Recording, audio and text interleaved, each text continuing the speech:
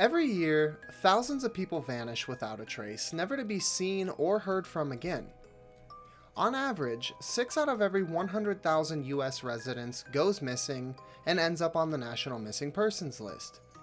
Of those missing people, only about 1% of them will be found, and even less than that will be found still living. But there's an expansive wilderness in Alaska that averages nearly 2.5 times the national missing persons rate. It's a place that's shrouded in mystery with stories of UFOs, curses, thousands of unexplained sightings, and even an attack that left one city completely abandoned. On this episode, we're going to be taking a look at some of the stories from the Alaskan Triangle. I'm your host, Alex Morell, and this is Odd Encounters.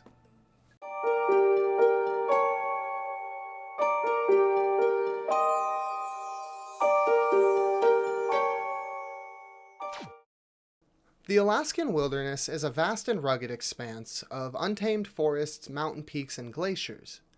Often referred to as the last frontier, Alaska boasts some of the harshest weather conditions on Earth, with the average temperature being negative 30 degrees Fahrenheit in winter, and the lowest ever recorded temperature being negative 80 degrees Fahrenheit. Amongst its high mountain peaks and 187,000 square miles of heavily forested land, Alaska is also teeming with dangerous wildlife like moose, bears, and wolves, making it extremely unforgiving to those who are unprepared. About 500 to 2,000 people go missing every year in Alaska's wilderness, and while many of them die due to natural causes like animal attacks, slip and falls on a mountainside, or clearly the harsh weather conditions, some people have pointed to a more mysterious culprit, the Alaskan Triangle, a 32,000 square mile area in between Anchorage, Juneau, and Utqiagvuk. Since 1970, about 20,000 people have gone missing in the Alaskan wilderness, but probably the most famous was the disappearance of 2 U.S. representatives, Nick Begic and Haley Boggs.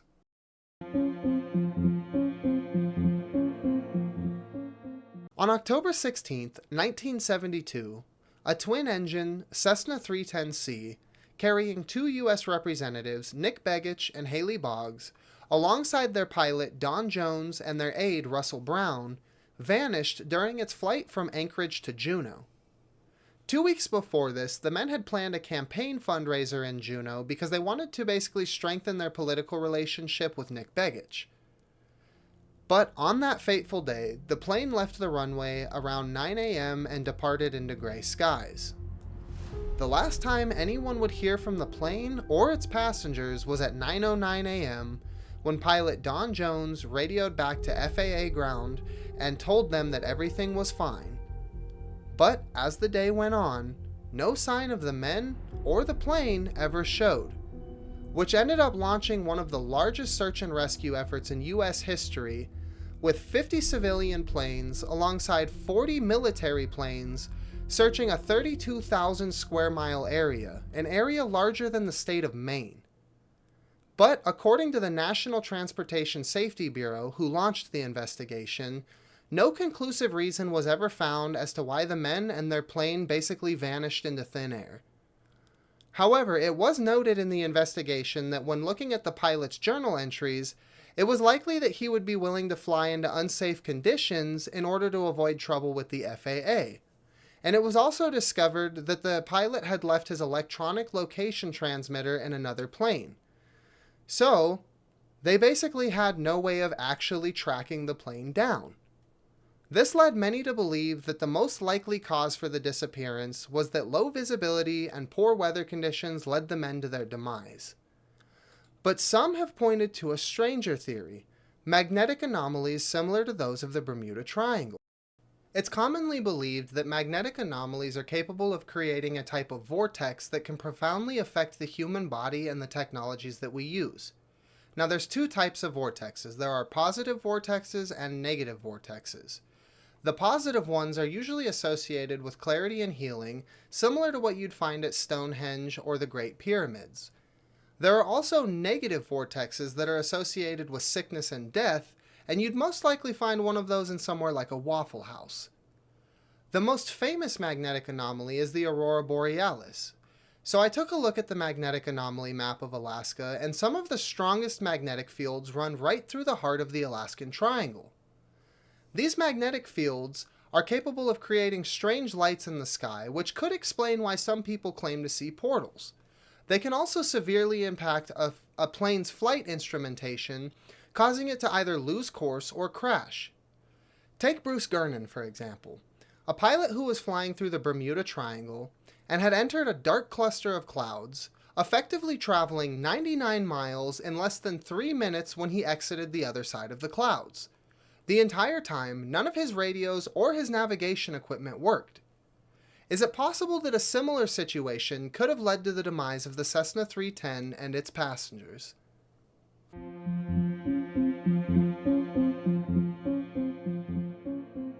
Alaska's night sky is home to billions of stars, meteor showers, and the northern lights. But some sightings in the sky leave more questions than answers. Even Hollywood jumped on board with all of these fantastic sightings, inspiring movies like The Fourth Kind. Many stories have made international news that have really supported the idea that Alaska might be home to some extraterrestrial visitors. Just last year, the U.S. Air Force intercepted and shot down a UFO over the skies of Alaska, which only added to the long laundry list of questions about what's really happening in Alaska. One of the most famous UFO encounters, however, was that of Japan Airlines Flight 1628. On November 17, 1986, Japan Airlines Flight 1628 sat fueled and ready to go on the runway in Paris, France.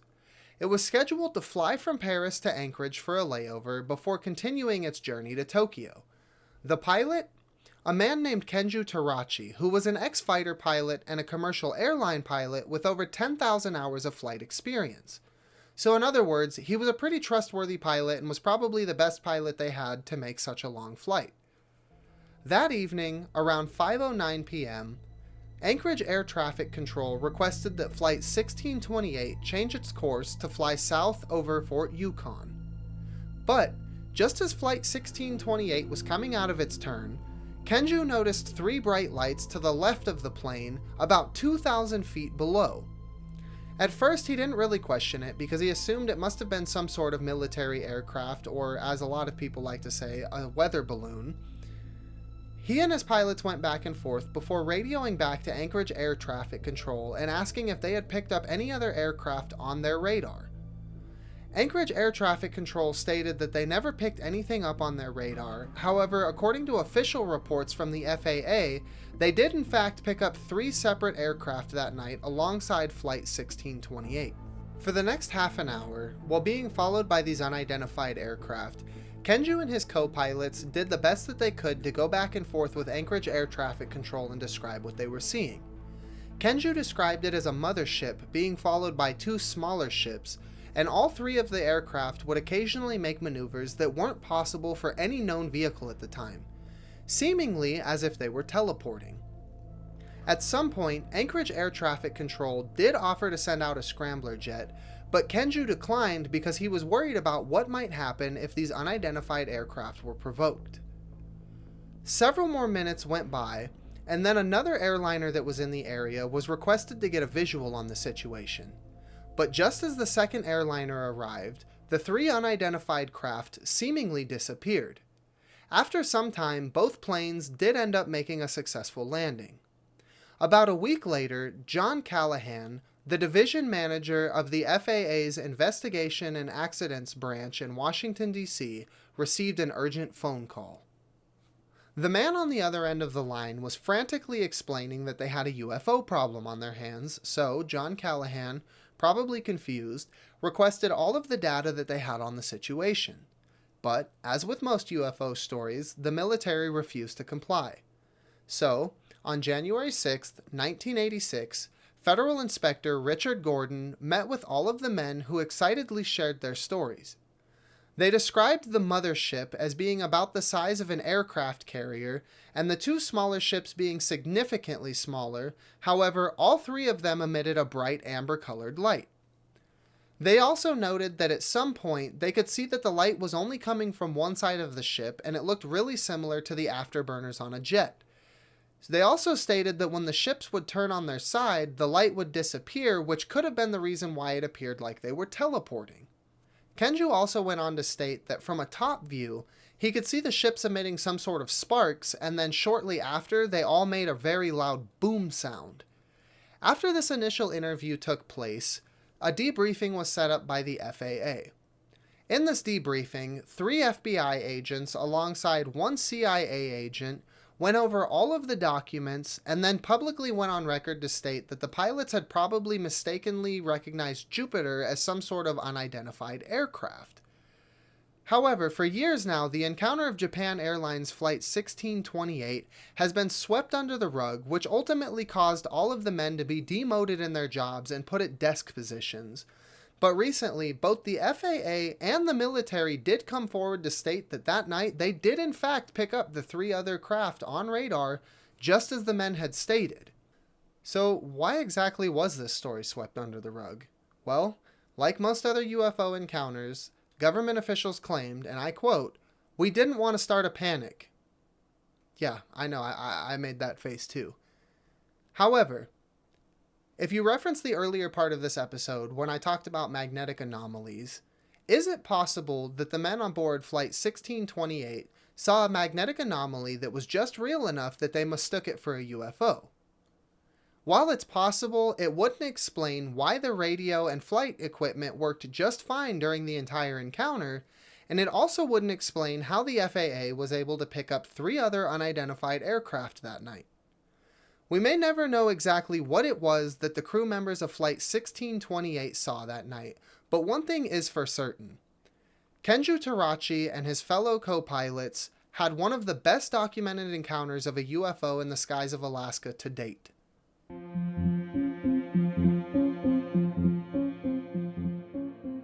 While Alaska may have tons of stories of UFOs and weird magnetic anomalies, they're rarely ever enough to leave an entire town abandoned. But the residents of Portlock, Alaska weren't so lucky, because after a string of attacks by a terrifying creature that they called the Nantinaq, the town now sits abandoned off of the coast of Alaska. The town of Portlock was founded by a man named Captain Nathaniel Portlock in 1785. When Nathaniel Portlock and his group of settlers found the town, it had been previously abandoned by the Aleut settlers that were there before. But what they didn't know was just a few years prior, Spanish settlers also attempted to settle in this town, but most of them ended up dying here, and the ones that did survive told horrific stories of curses and monsters. Shortly after Nathaniel and his settlers began to move in, they could hear terrifying howls at night, and they began to get sick. So the crew, weary and tired and presumably scared, requested that they abandon the town, and they did. But our story doesn't end here, because in 1867, a group of Sugpiaq settlers took the initiative to move in. However, the Sugpiaq settlers didn't even make it a full month before the first attack. They described the attackers as cannibal giants that they named the Nantinaq, which means those who steal people, and they tried their best to defend themselves, but it was claimed that the Nantinaq fought with brutal savagery. Any time that game was scarce in the region, the locals could almost always count on at least one attack happening and somebody being brutally maimed and drug off to be, well, presumably eaten. This went on for several more years before the Sugpiaq abandoned all hope and left the town deserted. The town lay deserted for a while before in the 1920s, another group of settlers that were Russian Alutiks decided they were going to settle here. Things would be different this time though, because this time the settlers brought the power of the modern age with them, and the town quickly developed a successful cannery and fishery. But alongside these successes, the town also implemented extremely strict rules. There were armed patrols everywhere, every entrance had armed guards, no one was allowed out after curfew, and under no circumstances was anyone allowed to go into the woods unsupervised. It was almost like whoever was in charge might have known about the Nantinaq's presence. But after a while, these rules didn't keep them safe anymore, and in 1931, a man by the name of Andrew Kamlick was found with his head smashed in. The murder weapon? A large piece of logging equipment that had to be brought in by dog sleds because it was too heavy to be lifted by any man. His dogs were found about 20 yards from his body, completely ripped into shreds.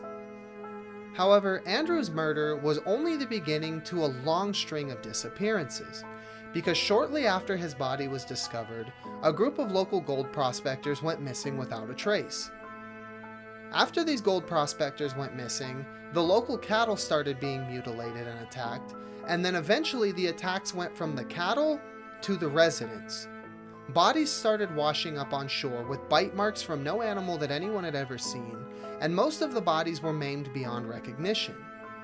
Whoever or whatever was preying on the residents of Portlock slowly started moving closer, because after some time, bodies started being discovered right outside of where the armed guards would patrol, and all of these bodies were also maimed beyond recognition. This would go on for a while until eventually the local cannery had something break in that wreaked so much havoc it actually caused the cannery to burn down.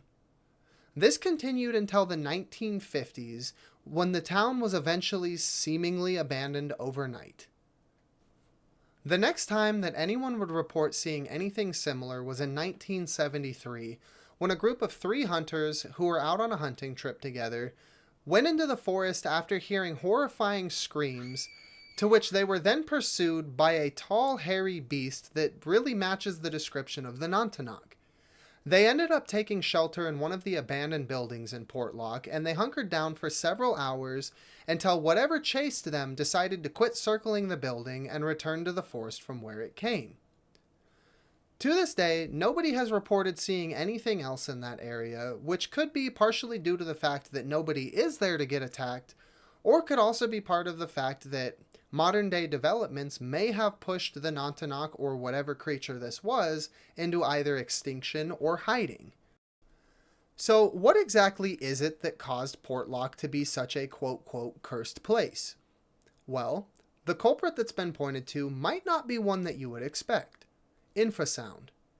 Infrasound is a very low vibrational frequency that can't be detected by the human ear. However, it can profoundly affect your body, causing symptoms like hysteria, disorientation, nausea, vomiting, and in some very rare cases, it can even cause fatal heart attacks. So this could definitely account for why so many people would seemingly die for no reason or get an illness that was unexplainable, and it could definitely explain the eerie howling noises. But this doesn't explain the amount of maimed bodies that were found outside of the town. Well, if you look back at the stories, it was noted that whenever game was scarce, the Nantinaq, or these cannibal creatures that were attacking, seemed to attack more frequently when there wasn't food available. We've also seen this behavior happen in wild animals like bears and wolves, and as you know, Alaska is bear country, so it could be possible that the residents were being attacked by bears.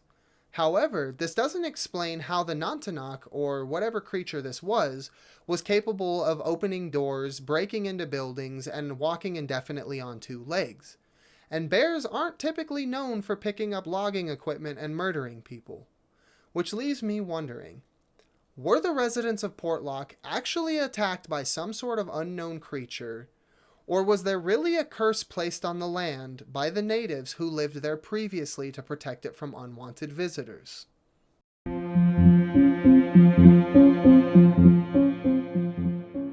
So far, we've looked at bizarre tales of UFOs, cryptids, and disappearances. But perhaps the most strange and bizarre story in this episode is that of a CIA operation that used a technique called remote viewing to disclose the location of a supposed UFO base hidden right in the heart of the Alaskan Triangle.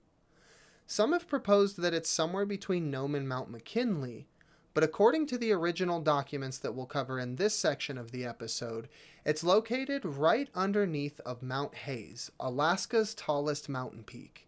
Our story begins in 1972 when the CIA first funded the top-secret project, Project Stargate. The goal of the project? To study psychic phenomena and their ability to be used for military applications. So they basically studied mind control, telekinesis, and things like remote viewing. Now, keep in mind, at the time, this was during the Cold War, and the government was willing to do literally anything and everything to get the upper hand on the Russian opposition. The project would be led by a man named Harold Puthoff.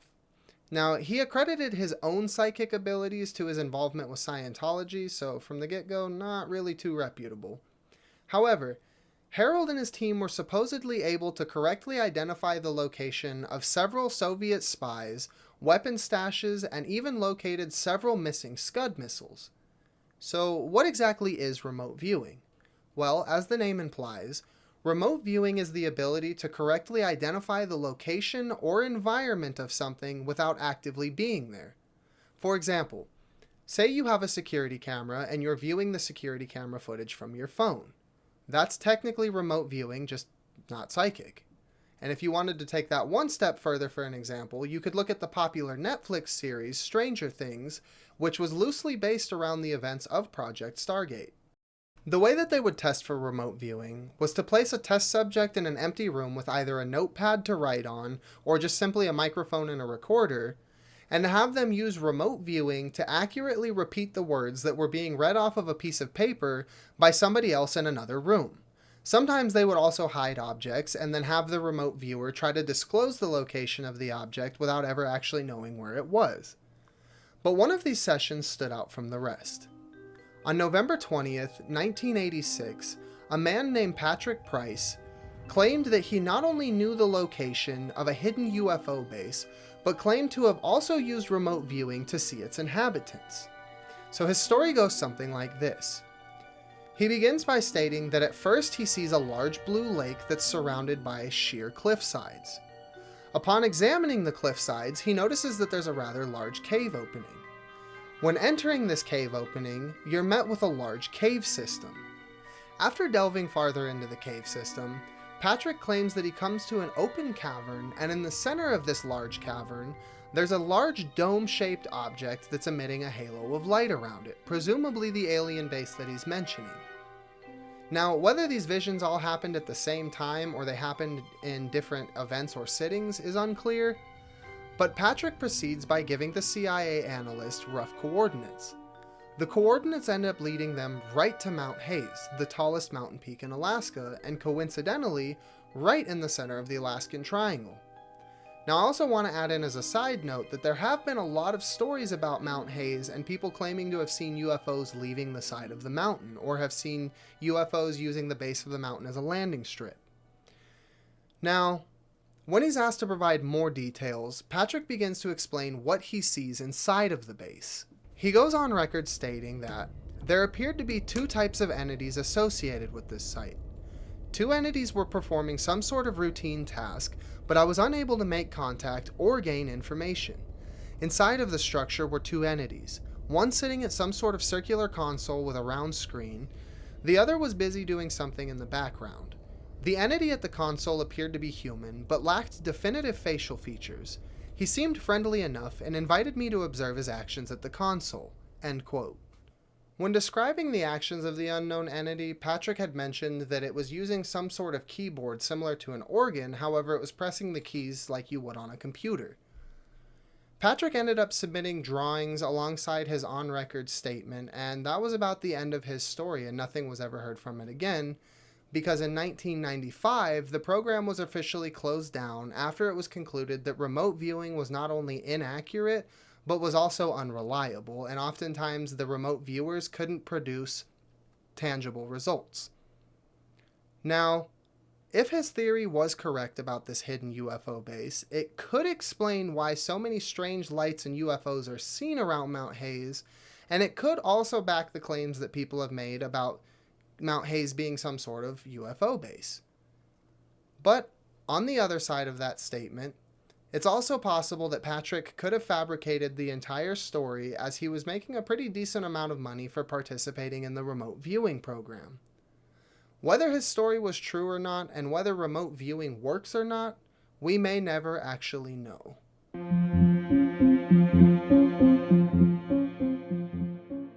With the Alaskan Triangle being shrouded in so much speculation and mystery, it's also likely that some of the cases that we covered on today's episode may have a more than ordinary explanation.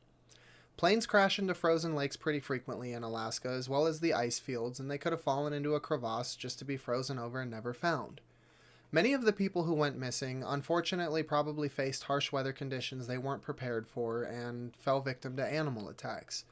But what about the strange lights in the sky and the UFO sightings?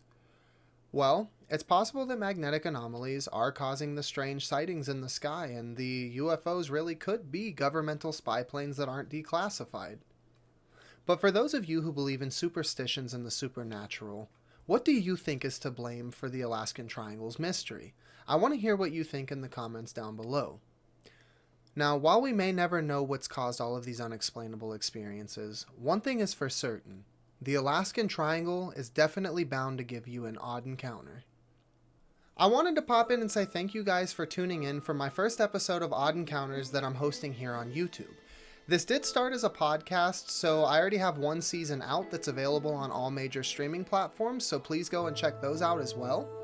If you enjoyed the video, please subscribe to the channel and drop a like on the video. I really do appreciate it. I'd love to hear from you guys and get some good feedback if you did enjoy the show. If you want to keep up with me and the show itself, as well as get some episode updates, you can keep up with me at my socials. My Instagram is Odd Encounters Official. My Twitter and Facebook are both going to be Odd Encounters. And I do have a segment of the show where I basically read off viewer submissions for their own weird encounters that they've had with, the paranormal and the supernatural. So if you'd like your story to be featured on the show, then send me your submission at oddencounterspodcast@gmail.com. Thank you guys once again for tuning in, and don't forget, stay weird.